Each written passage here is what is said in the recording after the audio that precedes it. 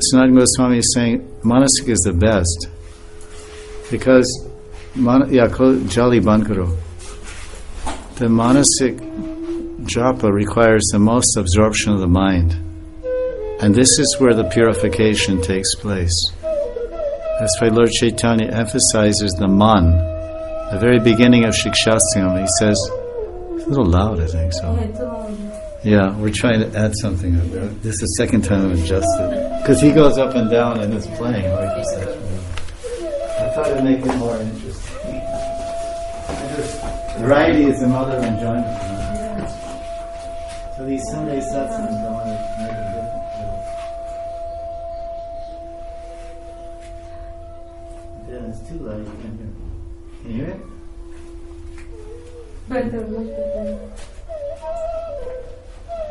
Can you hear it? It's okay. Yeah. It's okay? Yeah. Okay. So I'm a little deaf. So Chaita Darpana Marjan, man.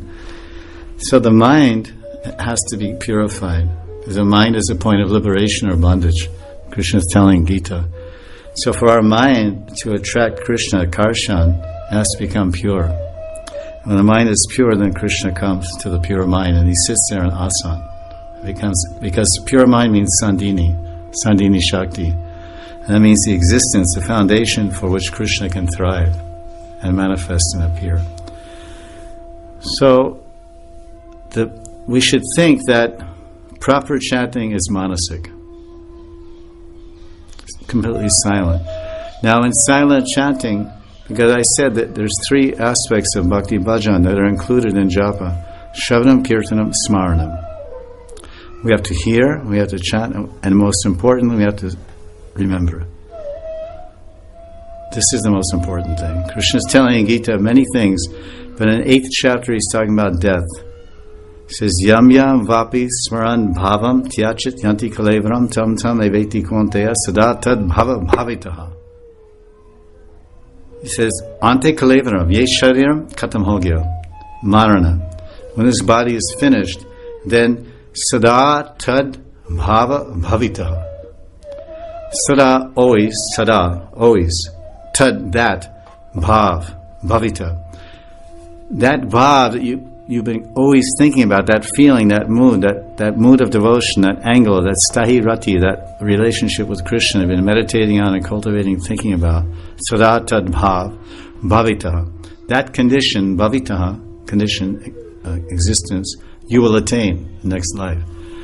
So death, it's not, it's like, where is this mind, You may be very, the throes of death, when you're in death throes and the soul is being taken out of the body and your arms are throwing this way and that way and your legs, and it's so painful. It's called the throes of death, Throes, throes. And Prabhupada was also doing that when he left, and the devotees were a little bewildered because, so they asked Srila Narayana Maharaj, Bhaktivedanta and Swami Narayana Maharaj, and he said that, you fools, because everyone said, where's Prabhupada? How is he Siddha Purush? Prabhupada, this kind of, how is he Siddha Purush? He's just like a normal person. Normal person is not on drugs. Usually most people, old people die, they're full of morphine, and because they're all dying of cancer, so they're all morphine patches and, depressant drugs, and they're half asleep mostly anyway. Oh, he died a peaceful death. He was totally intoxicated. He just, he has so much drugs, so he doesn't do this and make a big scene in the hospital. But people die naturally. It's written about everywhere. It's not, you can go on the net. What are death throes? Throes, and you'll see it's reality.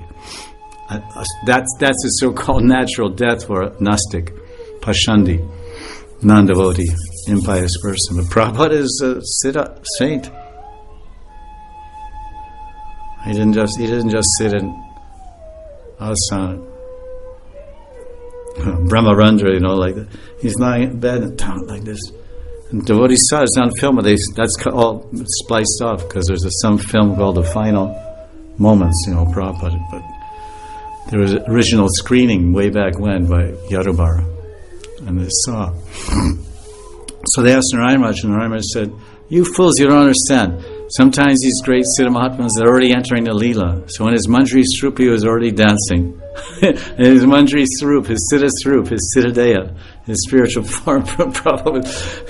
He said, Narayan Maharaj, he said, he was exhibiting dance mudras. Because what do we know? We're mudras. We're Videshi mudras. We don't know, Bharatanatyam mudras and, all these things that they do. So Prabhupada apparently, Narayan Maharaj, that was his explanation. So certainly he knows more and realizes more than we'll ever know or realize. So we accept that as a nice point. So this remembrance is important. So now getting back to the individual, like you have to wear the shoes that fit your feet, not mine. So what kind of chanting is best for you? It's like a doctor, a real preacher has to be a good doctor. He has to know how to diagnose. He has to have experience, not necessarily diseases. Because if a doctor experiences all diseases, he may be dead. But he has to know the etiology. Etiology means how it starts and how to because I study medicine. Anyway, all these terms.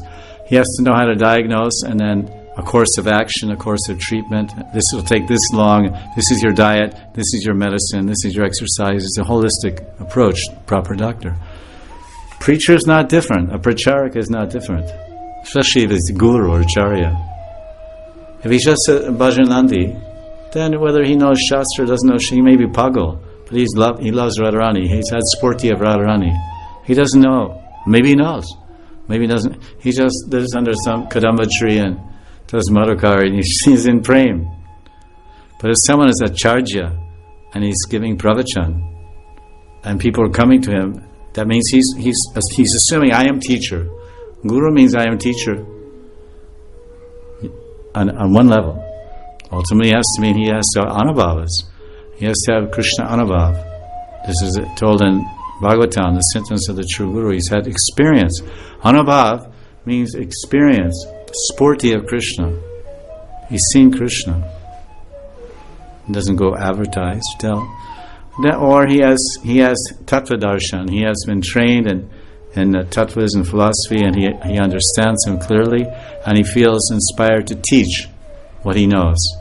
And maybe not giving diksha, but he's teaching. So therefore, that teacher is like a doctor. So when people come to him and ask him, well, my chanting is like this. No, you have to chant like this. Because he went to some teacher and said, oh, I'm like this. No, chanting means like this. It's not an assembly line. Everything's on a template in a factory. Chop, chop, chop, chop, chop. Everyone's going to chant.